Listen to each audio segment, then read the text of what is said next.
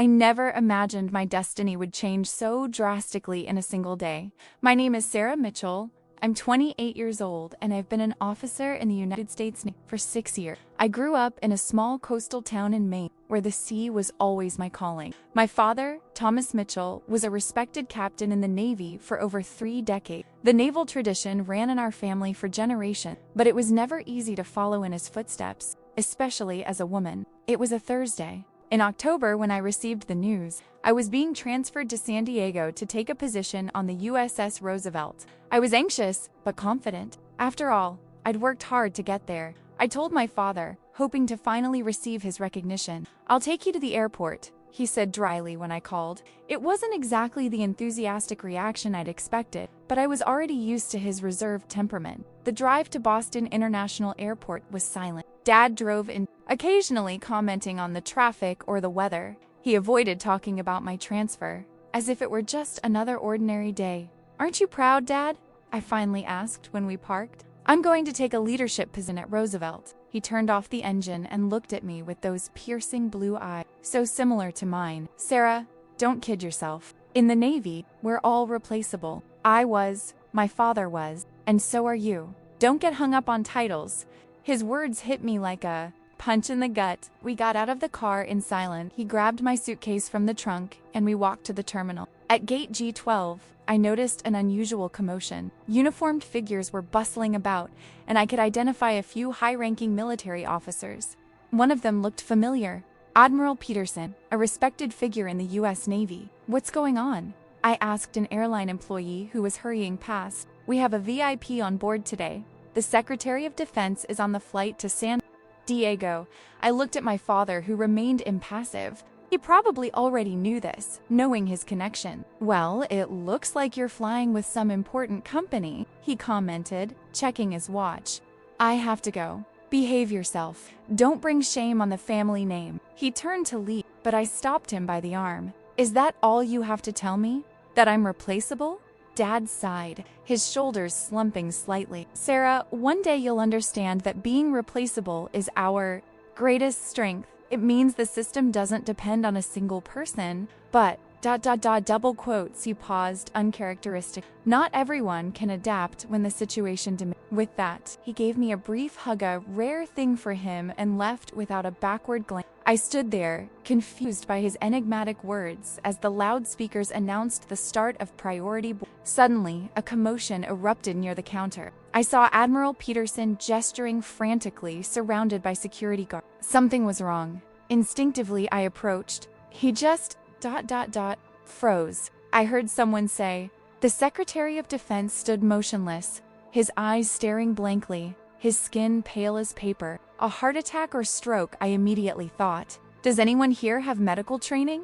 one of the security guards shouted. I stepped forward without hesitation. "Lieutenant Sarah Mitchell, United States Navy. I have first aid training." There was no time to dwell on my father's words or the irony of the situation. Within seconds, I was kneeling beside the secretary, checking his vital signs. Weak and irregular pulse. We need a defibrillator and immediate medical evacuation. Chaos erupted at gate G12. Curious passengers crowded together. Security guards tried to secure the area, and airport employees scurried in all directions. Admiral Peterson seemed paralyzed by the situation. "You," I pointed to one of the security guards, "get a defibrillator now." "You," I pointed to another, "call an ambulance and inform them we have a cardiac emergency involving the Secretary of Defense." I began performing CPR while waiting for the equipment. My years of training kicked in automatically. The surrounding crowd disappeared. There was only the patient and what needed to be done to save him. The defibrillator arrived within minutes. I quickly connected the pads and followed protocol. "Stand back!"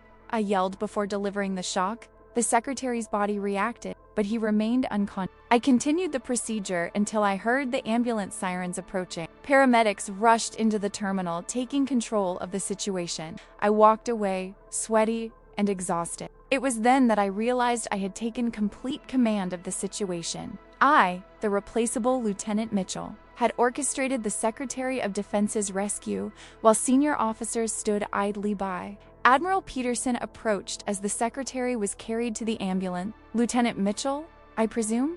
Yes, sir, I replied, assuming a formal posture. Is Thomas Mitchell your father? Yes, sir. He nodded slowly. I understand. You showed exceptional presence of mind today, Lieutenant. Flight to San Diego will be canceled, of course, but I'd like you to accompany me to the hospital.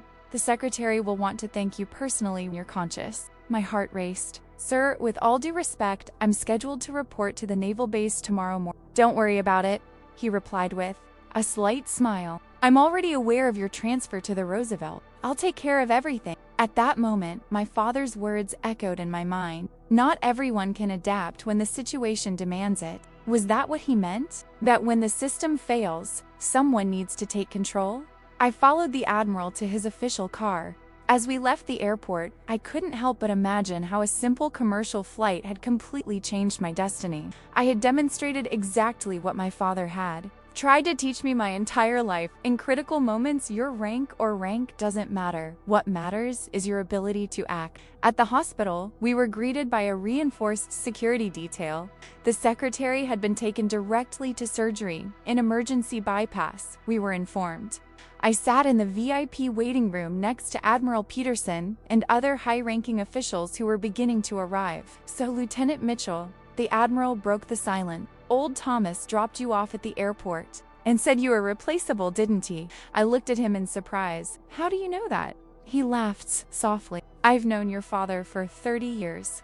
We served together in the Gulf. Thomas has always been direct, especially with those he cares about most. Are you and my father friends? I asked, confused. Dad rarely talked about his Navy connections. Friends is a strong word to describe any relationship with Thomas Mitchell. The Admiral smiled. Let's just say we have a deep mutual respect. He called me 2 weeks ago when he learned of your transfer to the Roosevelt. I felt my face heat up. He interfered with my career. On the contrary, Lieutenant, he specifically asked me not to give his daughter special treatment. Let her prove herself on her own, were his exact words. A nurse interrupted our conversation, informing us that the secretary was stable and the surgery had been successful. A collective sigh of relief swept through the room. Lieutenant Mitchell. The Admiral continued, what happened today at Gate G12 was no coincidence. You demonstrated exactly the kind of leadership we seek. Not the kind based on rank or title, but the kind that emerges naturally in times of crisis. He paused, looking at me intently. I'm reconsidering your placement at Roosevelt. I have a different offer for you, if you're interested. My heart raced.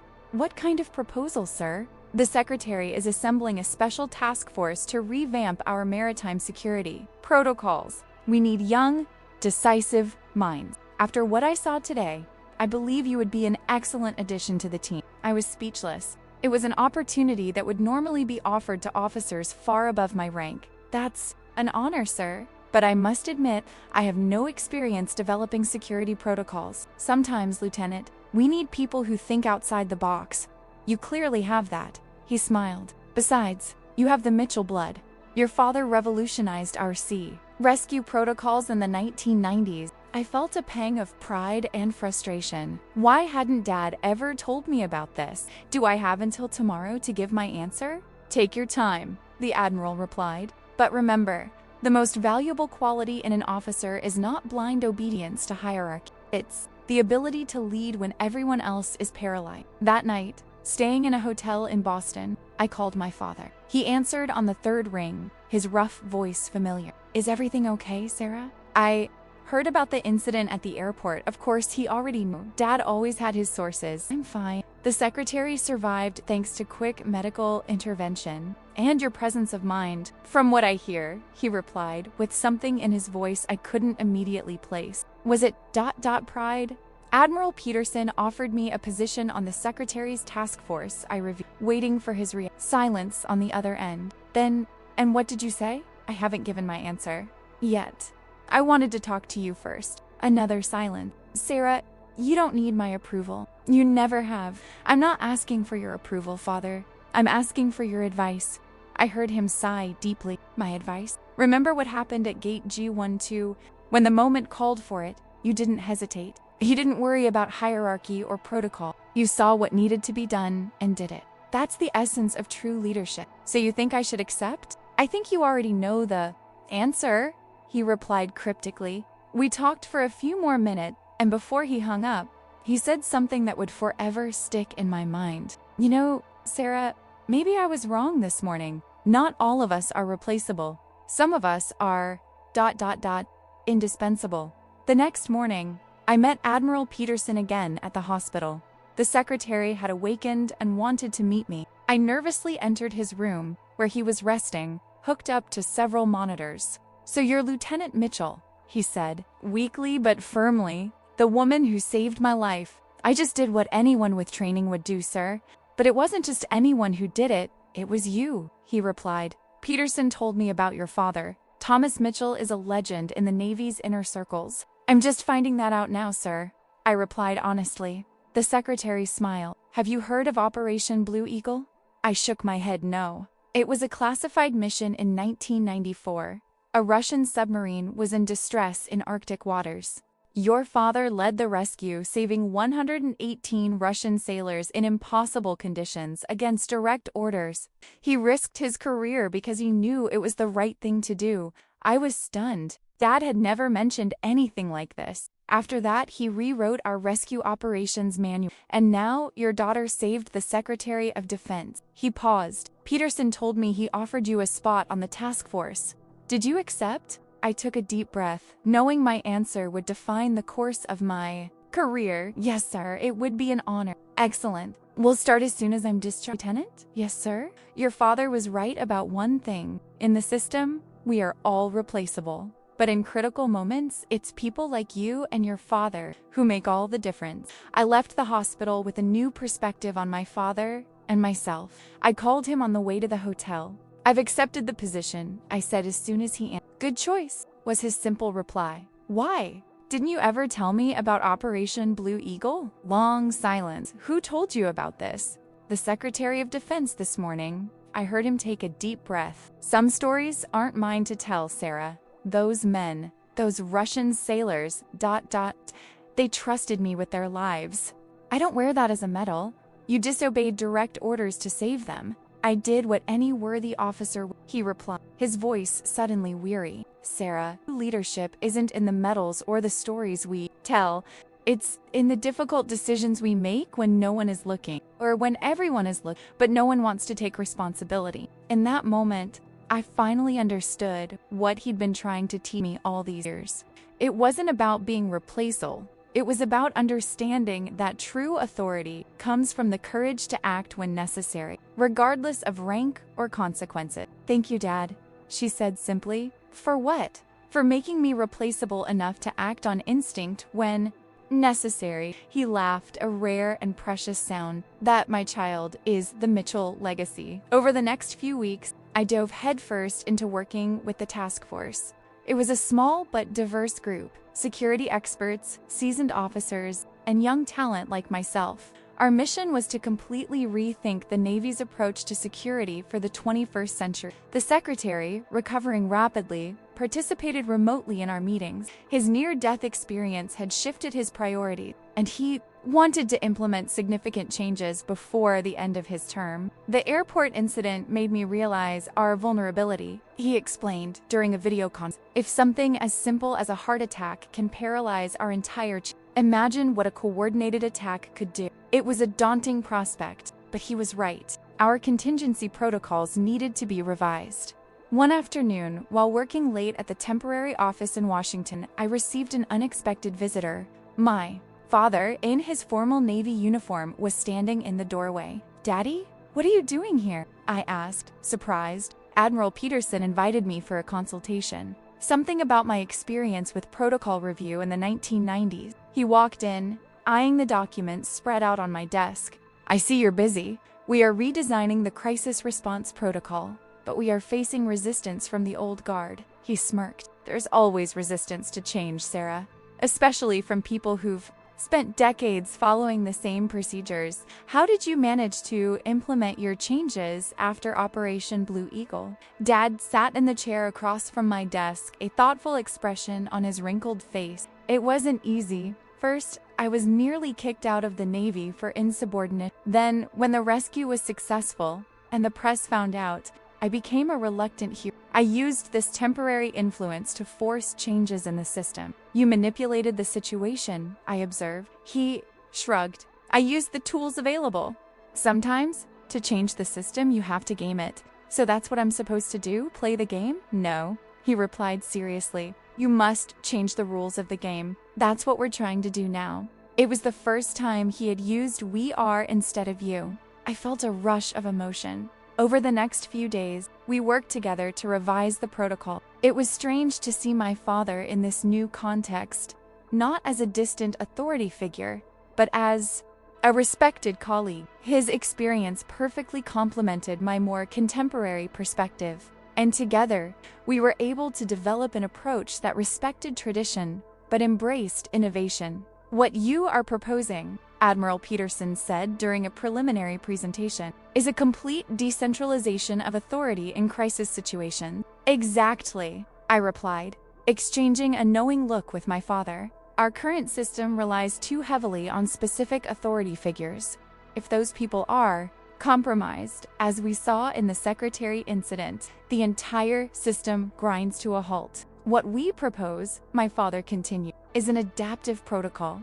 Anyone with proper training can temporarily assume command in an emergency, regardless of rank. This goes against the entire hierarchical structure of the Navy, objected one of the senior admirals. With all due respect, sir, I replied, hierarchy serves the mission, not the other way around. When the traditional structure fails, we need alternatives like at Gate G12, commented the secretary, who was watching via video conference. When all my aides and security guards froze, it was a newly promoted lieutenant who took control and saved my life. His words silenced the objections, for now at least. After the meeting, my father and I walked together along the National Mall. It was a pleasant autumn afternoon, the kind of day we would normally spend, apart, he on his fishing boat in Maine, I on a ship somewhere on the ocean. They will resist, he commented as we watched the Washington Monument in the distance. Every institution resists change, especially when it comes from below. I'm not alone, I replied. I have you, Admiral Peterson, and the secretary himself supporting the proposal. He smiled, that rare smile that lit up his blue eyes. You're learning how to play the political game. Good. I learned from the best, I replied. Even when you weren't teaching me directly. We stopped in front of the Navy Veterans Memorial. My father stood in silence, contemplating the names carved into the granite. You know, Sarah, he finally said, when I dropped you off at the airport that day, I never imagined we'd be here a few weeks later, reworking Navy protocols together.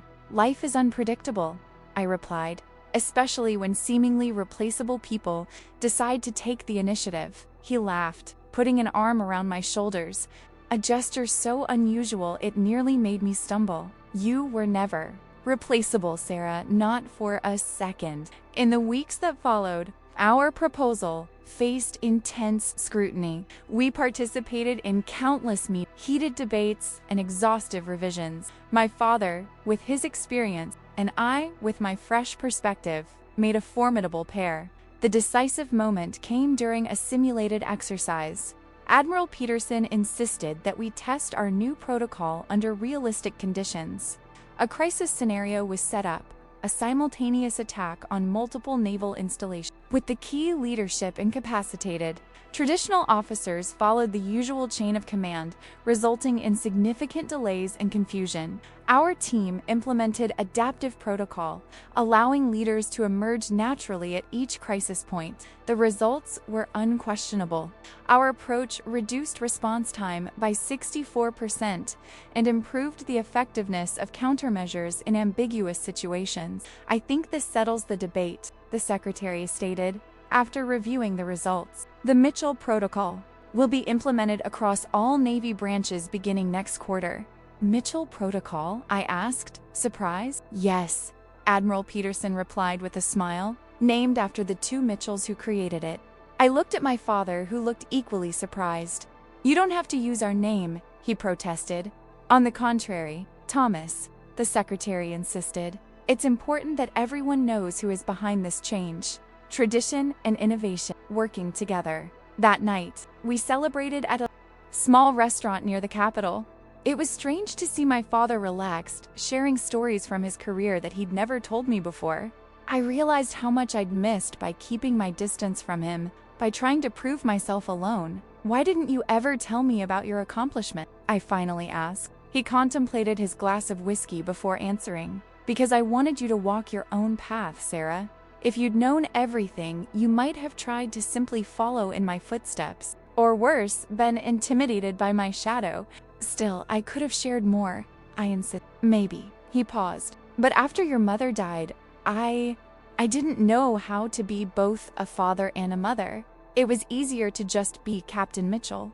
It was the first time in years he'd mentioned my mother, who'd passed away when I was only 12. Her death had driven a wedge between us, he immersing himself further in the Navy, me seeking independence early on. "She would be proud of both of us today," I commented softly. Her eyes glistened with unshed tears. Yes, she would. The Mitchell Protocol was officially implemented 3 months later. As part of the implementation team, I traveled to naval bases across the country, training officers and crews in the new system. My father occasionally joined me in sessions with senior officers, his legendary presence opening doors that would normally be closed to someone of my rank. During one such session at Norfolk Naval Base, a Rear Admiral approached me after the presentation. "Lieutenant Mitchell, your approach is interesting, but I fear you are underestimating the importance of the traditional hierarchical structure." Before I could answer, my father interrupted. "Rear Admiral Lewis, right? I believe we were on the USS Nimitz together in '98. The man blinked, clearly surprised to be recognized. "Captain Mitchell, yes, I served under you in the Mediterranean. Then perhaps you remember the incident off the Lebanese coast," my father continued calmly. "When we lost communication with Central Command and you, a young lieutenant at the time, took the initiative to establish a security perimeter that likely saved the ship." The Rear Admiral blushed slightly. "I was simply following contingency protocols, sir." "There was no protocol for that situation," my father countered. "You acted on instinct, based on your training. It's exactly what the Mitchell Protocol formalizes, the ability of any trained officer to assume leadership when necessary." The Rear Admiral looked at me with new eyes. "I see your point, Captain. Perhaps I need to review the material more carefully." After he walked away, I smiled at my father. "Do you always have a story for every situation? 35 years in the Navy, Sarah. You've got some experience, and you always know someone at each base?" He shrugged. It's a smaller community than it looks." As the implementation program progressed, we began to see the first practical results. In an incident in the Persian Gulf, when a destroyer captain suffered a serious accident, the executive officer flawlessly implemented the Mitchell Protocol, assuming command without hesitation and avoiding a potentially catastrophic collision with an oil tanker. "Your protocol is already saving lives," the secretary commented during a video update, "and changing the Navy's culture in ways we couldn't even imagine." It was true.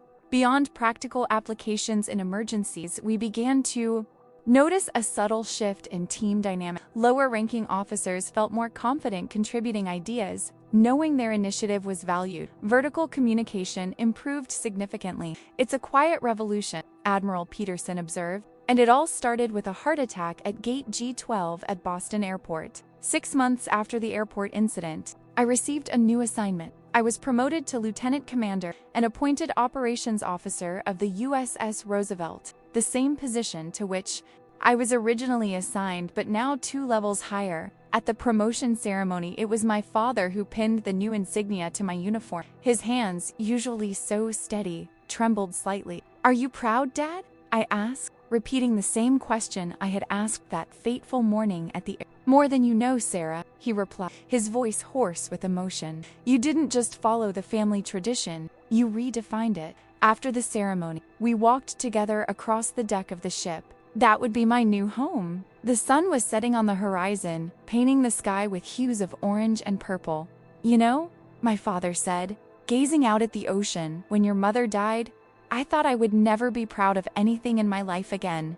I was wrong. I felt tears in my eyes, but I didn't try to hide them. Thank you for teaching me to be replaceable, Dad. It's what allowed me to make a difference when it mattered." He smiled, that rare smile he saved only for special moments. "And Thank you for teaching me that I'm wrong sometimes, Sarah. You were never replaceable. You're a Mitchell.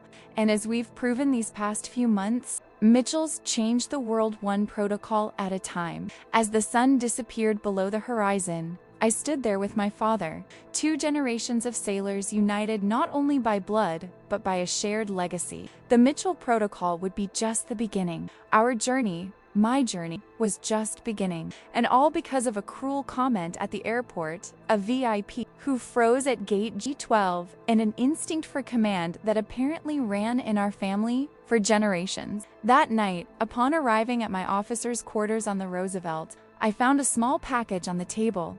Inside was an antique compass with an inscription engraved on the back to Sarah.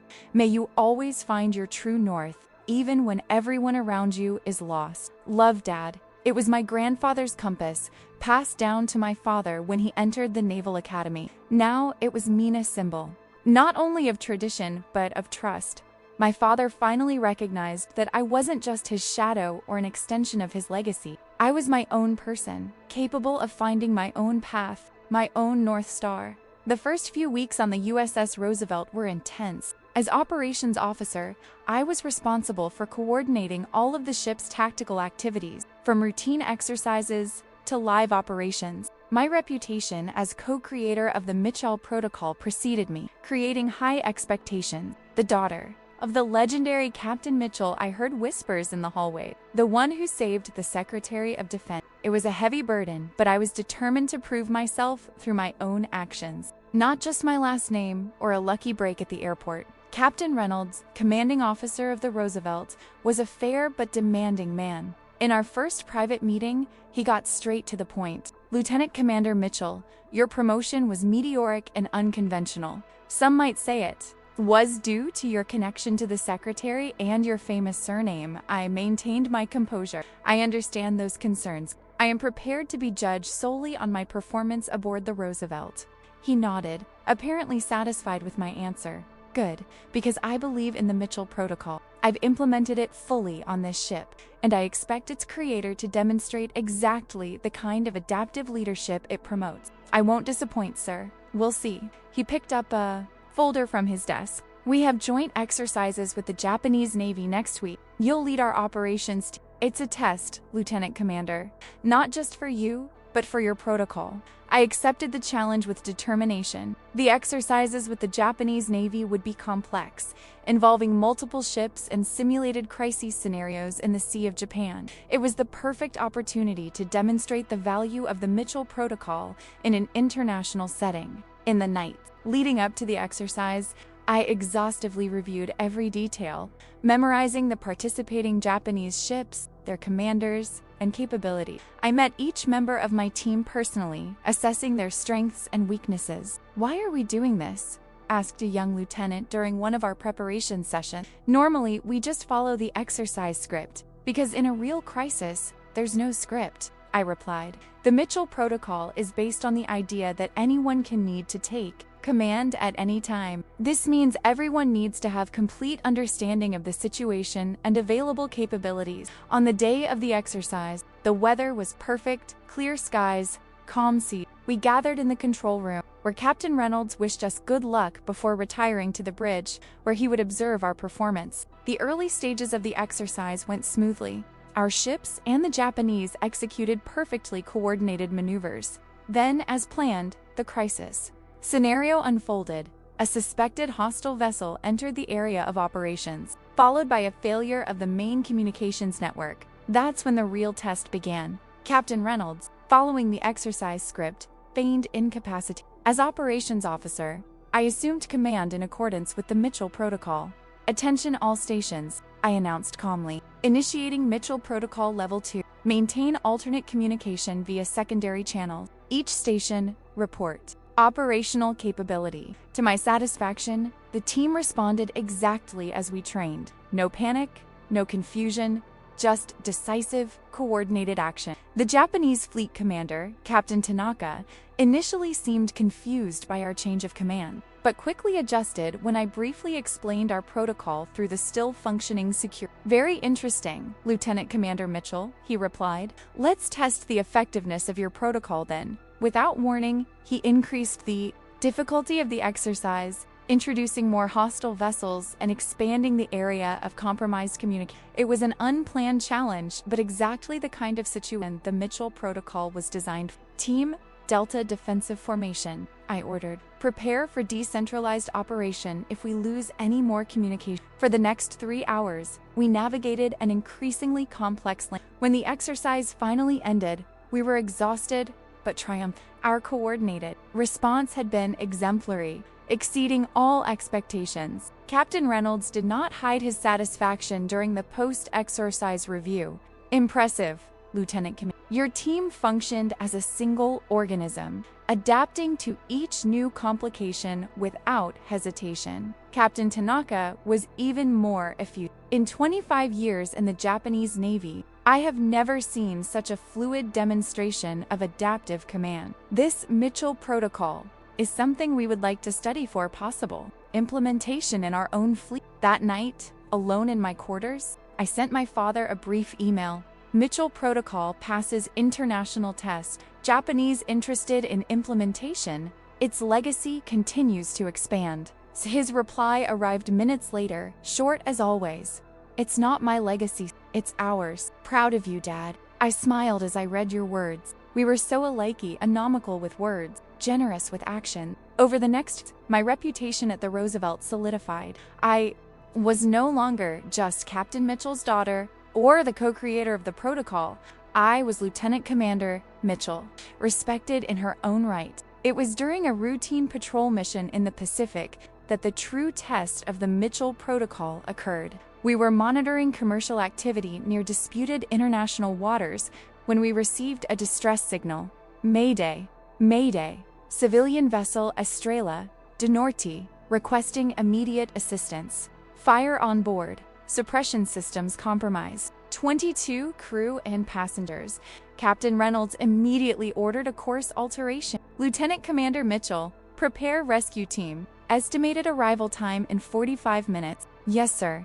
I quickly assembled a combined firefighting and medical rescue team. As we approached the coordinates, we received a worrying update. Sir, we have detected an unidentified vessel approaching the North Star. It is not responding to communication attempts. The captain frowned. Pirates? Possible, sir. This area has a history of pirate activity. The situation had become complicated. It wasn't just a rescue, it was potentially a confrontation. Lieutenant Commander, review the plan. We need to be prepared for multiple scenarios. I'm already on it, sir. I quickly adapted our plan, incorporating security elements and possible extraction under fire. When we finally arrived on scene, we found the Estrella du Nord luxury yacht with smoke billowing from its hull and a smaller vessel circling nearby. Unidentified vessel. This is the USS Roosevelt, United States Navy. Stay clear of the yacht in distress and identify yourself immediately. No response. The vessel continued circling, staying between us and the struggling yacht. Captain Reynolds watched the situation with a grave expression. Opinion, Lieutenant Commander? They're deliberately obstructing our access, sir. Classic diversionary tactic, while accomplices are possibly already aboard the yacht. He nodded. I agree. Recommendations? Mid-seal protocol, sir. Split operation, primary team boards the yacht from the opposite side, while secondary team neutralizes the suspect vessel. Make it happen. We quickly organized the operation. Personally leading the main team, we approached the yacht using 2 inflatable assault boats. As suspected, we found 3 armed men on board, who had already subdued the crew and were looting the vessel when the fire, likely self-initiated, got out of control. United States Navy, drop your weapons! I shouted as I jumped aboard with my crew, weapons drawn. The pirates, surprised, hesitated long enough for us to overpower and disarm them. While my team held them off, I quickly assessed the fire situation. The fire is approaching the fuel depot. We have less than 10 minutes to evacuate everyone. With communications limited due to smoke and electronic interference, each team member followed the Mitchell Protocol, making autonomous but coordinated decisions. One group fought the fire to buy time, another treated the injured, and a third prepared the evacuation. Captain, we found 2 passengers trapped in the lower compartment. One of the sailors reported over the radio. I'll go personally, I replied, grabbing a breathing apparatus. Continue evacuating the others. The lower compartment was almost completely filled with smoke. Following my training, I kept low as I advanced, calling out to the passengers. "Here!" I heard a faint voice. "We can't!" Open the door. I found an elderly man and a young woman, father and daughter I lay trapped in a cabin whose door had been damaged by the heat. Using a crowbar, I managed to pry it open enough for them to escape. "Can you walk, sir?" I asked the man, who appeared to be suffering from smoke inhalation. "Yes," he coughed. "Take care of my daughter first. We'll all leave together," I stated, offering my oxygen mask in turn to each of us as we headed for the exit. When we finally emerged onto the deck, the fire had intensified dramatically. The crew had already evacuated almost everyone to the lifeboats. "We have to go now," shouted the firefighting team leader. "The fuel tank is going to explode at any moment." We helped the last 2 passengers down into the dinghy and quickly followed. We had barely gone 50 meters when a deafening explosion shook the yacht, sending shrapnel flying in all directions. A piece of metal struck our dinghy, damaging the engine. "Everyone okay?" I checked, looking around. Some cuts and bruises, but nothing serious. "Engine compromised. Let's row to the other boat." As we moved away from the flames, I saw that the secondary team had successfully neutralized the pirate vessel. When we finally returned to the Roosevelt with all the survivors and prisoners, Captain Reynolds was waiting on deck. 22 civilians rescued, 5 pirates captured, 0 casualties, I reported formally. "Mission accomplished, sir." He regarded me for a long moment before answering. "Impressive doesn't begin to describe it, Lieutenant Commander. You've just demonstrated the value of the Mitchell Protocol in a real-life situation." Later, after the survivors had received medical treatment and the pirates were safe on the brig, the captain called me into his office. "The man you personally rescued from the lower compartment? That's Senator James Williams." I blinked in surprise. "The chairman of the Armed Services Committee? Himself?" "He specifically asked to speak with you before being transferred ashore." I was led to the infirmary, where the senator was sitting on the edge of a bed, an oxygen tank nearby. His daughter was sleeping in the bed next to him. "Lieutenant Commander Mitchell," he said, extending his hand. "I can finally properly thank the woman who saved our lives. I was just doing my duty, Senator." "With exceptional courage and leadership," he insisted. "Captain Reynolds told me about this Mitchell Protocol you implemented. It seems to have worked perfectly today." "Yes, sir.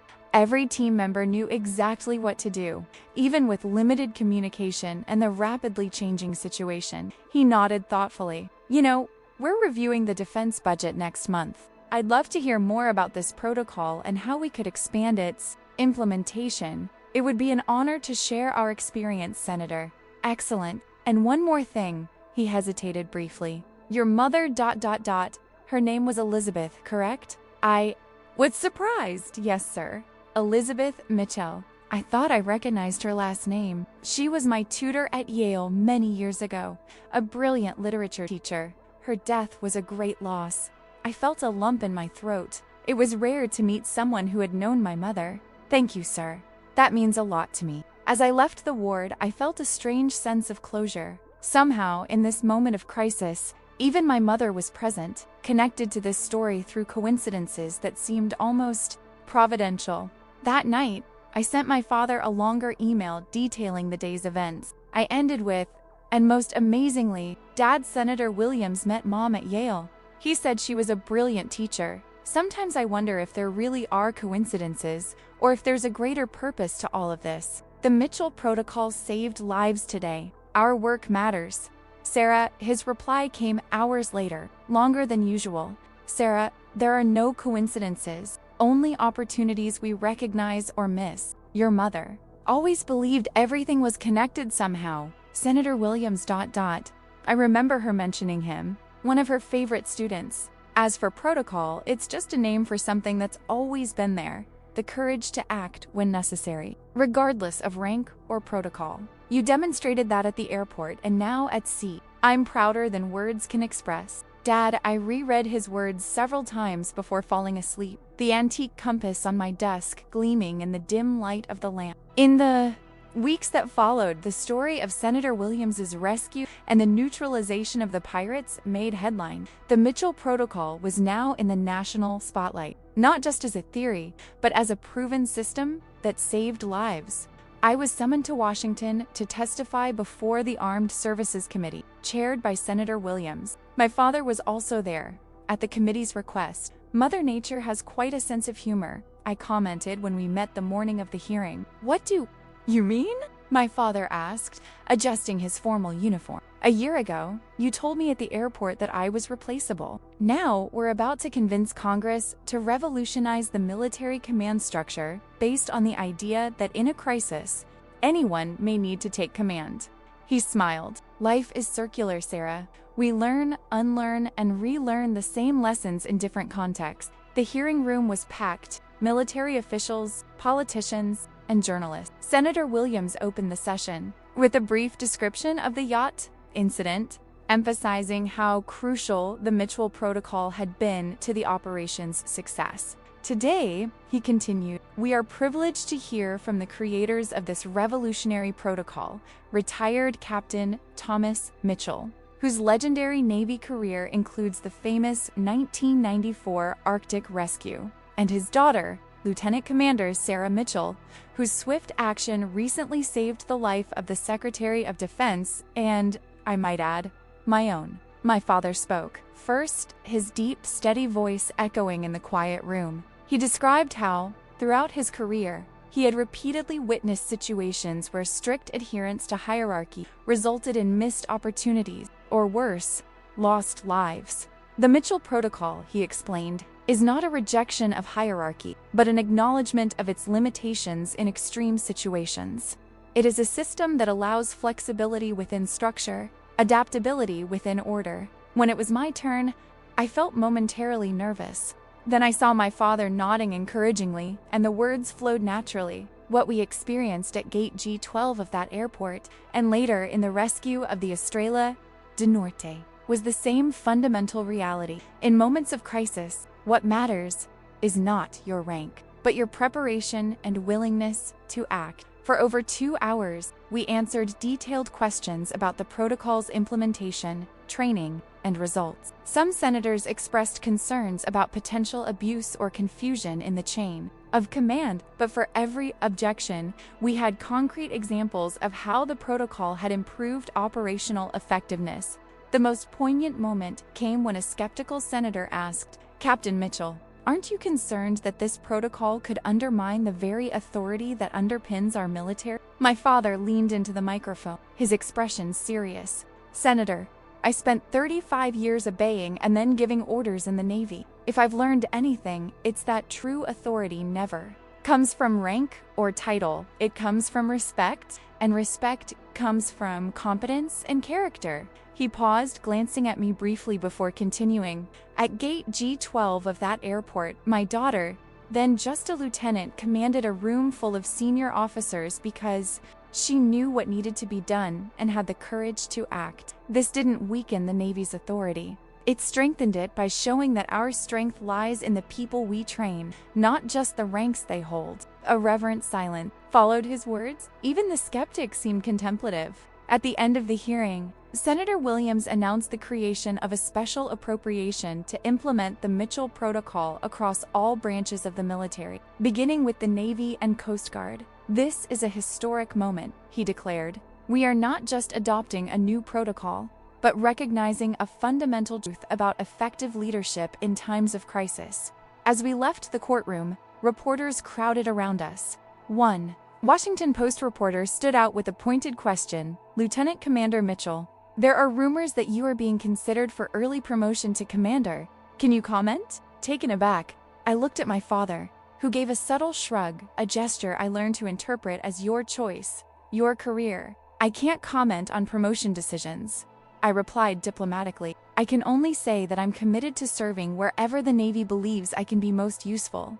Another reporter pressed, Captain Mitchell, how does it feel to see your daughter follow in your footsteps and potentially surpass your accomplishments? My father, normally so reserved with the press, smiled broadly. There's no competition between us, only collaboration. And as for surpassing my accomplishments, double quotes, he looked at me with undisguised pride. She already did, the moment she took command at that airport gate. That night, we had dinner at a small restaurant away from the hustle and bustle of Washington. It was strange to be there as civilians, my father in a rare suit, me in a simple dress.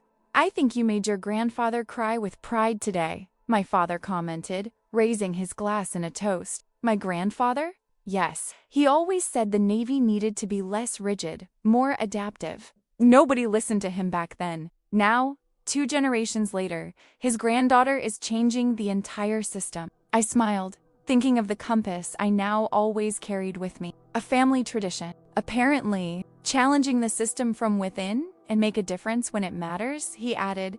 As we enjoyed our meal, we talked not just about protocol or the Navy, but about my mother, my childhood, her experiences, all the conversations we should have had over the years, finally happening. "You know," my father said as we drank coffee that morning at the airport, ...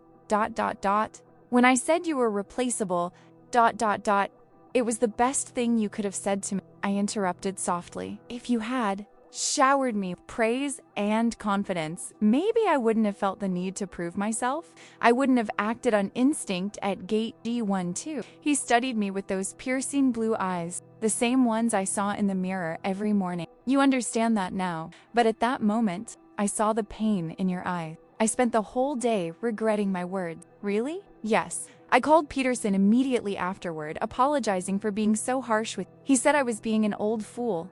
I laughed, imagining the scene. "And then, hours later, I was saving the Secretary of Defense's life." "Life has an impeccable sense of timing," he agreed. "Or maybe it's just the Mitchell blood finally showing."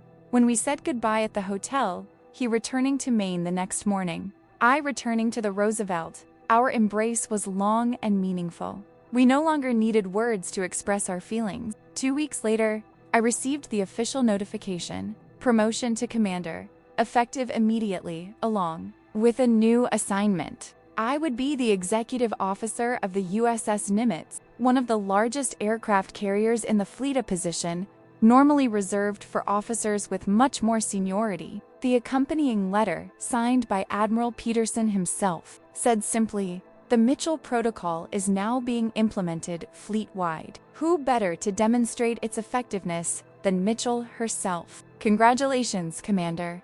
As I packed my things for the transfer, I found my grandfather's compass.